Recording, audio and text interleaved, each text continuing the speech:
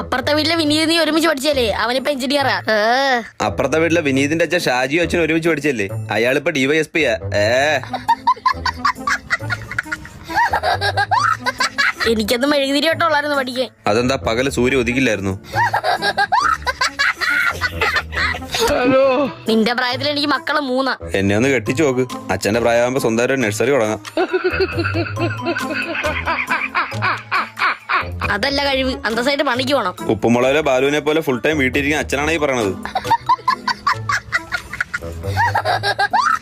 ചോദിക്കുമ്പോ പണം വേണ്ടി തരണില്ലേ? വെറുതെ ഒന്നും അല്ലല്ലോ, ഞാൻ അന്തസ്സായിട്ട് ഇരന്നിട്ടല്ലേ.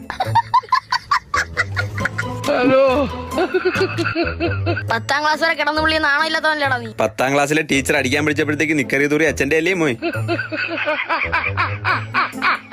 അപ്പുറത്തെ വീട്ടിലെ സൂസന ആന്റിക്ക് അച്ഛനെ കാണുമ്പോ ഒരു ഇളക്കം ഉണ്ട്. അച്ഛൻ ലുക്കല്ലേടാ. അമ്മ ഇതറിഞ്ഞാൽ ലുക്കുള്ള അച്ഛന്റെ